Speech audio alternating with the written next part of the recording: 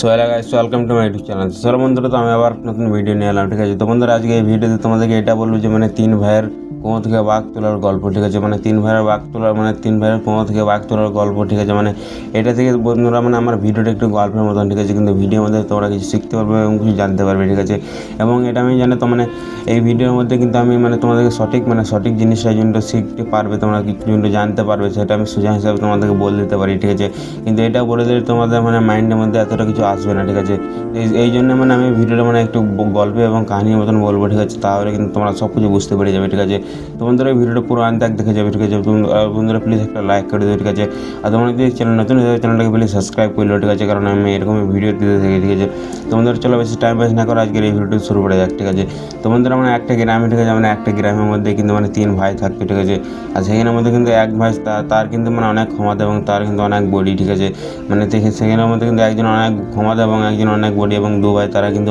অনেক পাতলা তাদের মধ্যে কিন্তু এতটা ক্ষমতা নাই। কিন্তু সেই যার কাছে যার বডিওয়ালা তার কাছে যতটা ক্ষমতা আছে, ঠিক আছে, তিন ভাইয়ের মধ্যে এক ভাই অনেক ক্ষমতা এবং দু ভাইয়ে কিন্তু এতটা ক্ষমতা নাই। ঠিক আছে, কিন্তু তারা কিন্তু একটা গ্রামের মধ্যে থাকতো, এবং সেদিন কিন্তু ওই গ্রামের মধ্যে কিন্তু একটা কুয়োর মধ্যে কিন্তু একটা বাঘ পড়ে যায়। ঠিক আছে, একটা কুয়োর মধ্যে একটা বাঘ পড়ে যায়, এবং সেদিন কিন্তু সব গ্রামবাসী এটা দেখে যে কুয়োর মধ্যে বাঘ পড়ে গেছে, এবং সেই বাঘটাকে কিন্তু সেই কুয়ো থেকে তুলতে হবে। ঠিক আছে, তখন কিন্তু কী করে, তখন কিন্তু সব গ্রামবাসীরা এরা ভাবে যে আরে কুয়োর মধ্যে কেউ যাও। ঠিক আছে, কুয়োর মধ্যে কেউ নামো আর বাঘকে নিজের কবজায় লাও, তারপরে কিন্তু আমরা দড়ি নিয়ে তোমাকে আমরা তুলে নেবো। ঠিক আছে, তখন কিন্তু সেই গ্রামবাসীরা এটা বলে যে কেউ নিচেতে যাও, তাকে বাঘটাকে কবজায় করো, তারপরে নিজে দড়ি ফেলে তারপরে কিন্তু তোমাদেরকে তুলে নেবো। ঠিক আছে, কিন্তু সেখানের মধ্যে কিন্তু সেখানে সেই কুয়োর মধ্যে কেউ নামতেই চাইছে না। ঠিক আছে, সেখানে সবাই এটা বলছে যে কুয়োর মধ্যে নামবে কে। ঠিক আছে, কুয়োর মধ্যে কে নামবে এখন বাঘটাকে তোলার জন্য।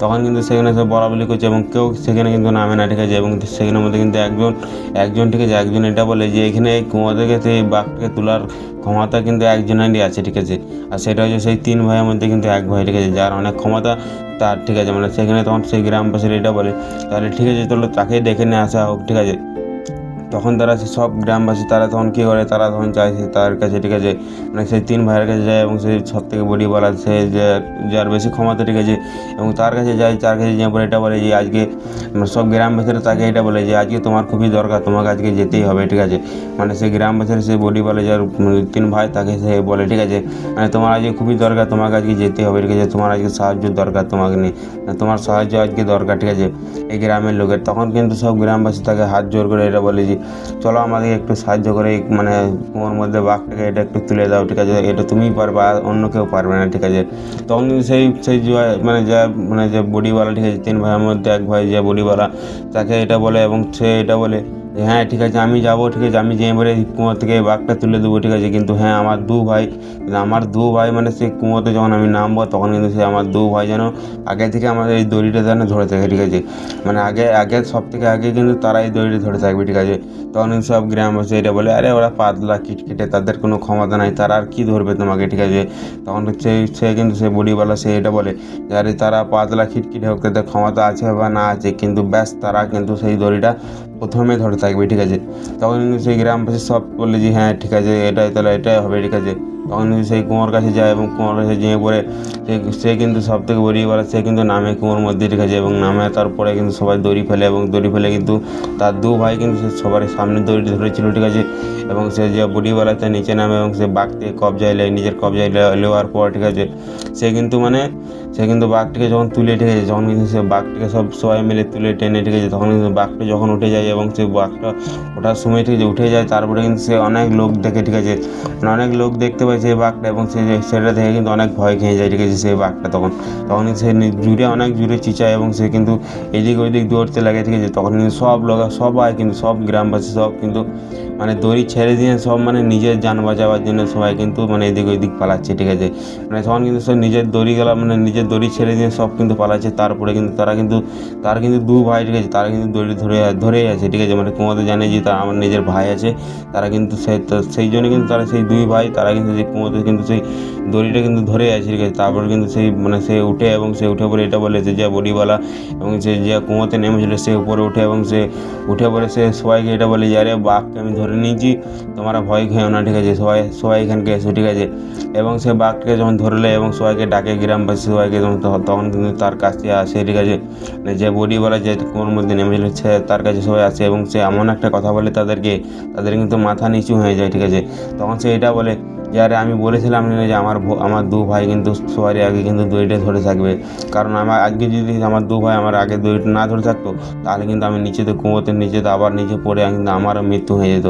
কারণ তোমাদের কিন্তু মানে কী হলো, মানে গ্রামবাসীর লোকগুলোকে এটা বলে তখন যারা গ্রামবাসী তোমাদেরকে মানে তোমরা কী করলে, মানে তোমাদের নিজের যান বাঁচাবার জন্য কিন্তু তোমরা সবাই চলে গেলে, ঠিক আছে। মানে সবাই নিজের যান বাঁচাবার জন্য কিন্তু এই দড়িটা তোমাদের মধ্যে কিন্তু এটা ছিল না এই কুয়োর মধ্যে একজন আছে তাকে কিন্তু বাঁচাইতে হবে, এই দড়িটা ধরে থাকতে হবে, তবে কিন্তু সে তার রিহাই আছে, ঠিক আছে।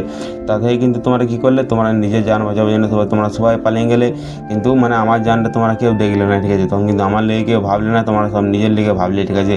আর সেখানে কী হলো, সেখানে কিন্তু আমার দু ভাই তারা কিন্তু ধরেই ছিল সেই দড়িটা, তাদের জান চলে যাক না কেন, ঠিক আছে। মানে সে জানতো যে আমার নিজের ভাই, বাট আমি জানি যে আমার নিজের ভাই, সেই জন্য আমি তাদেরকে বলেছিলাম যে আমার মানে দড়িটা সবার আগে তোমরাই ধরে থাকবে, কারণ তারা এটা জানে মানে আমি এটা জানি যে মানে আমার দু ভাই তারা কিন্তু মানে নিজের জান চলে গেলে কিন্তু মানে আমাকে তারা কিন্তু এই দড়িটা ছাড়বে না, ঠিক আছে।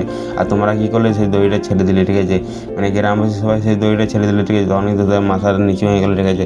তো বন্ধুরা এটা থেকে আমার এইটা শিখতে পারি জানি তো মানে আমাদের থেকে যে মানে ভাই ঠিক আছে, মানে যারা মানে ভাই হয়, ঠিক আছে, তাদের মধ্যে কিন্তু এটা থাকে, ঠিক আছে। মানে যতই যা হয়ে যাক ঝগড়া মারামারি, ঠিক আছে, কিন্তু ভাই এটা কখনোই যায় না, ঠিক আছে।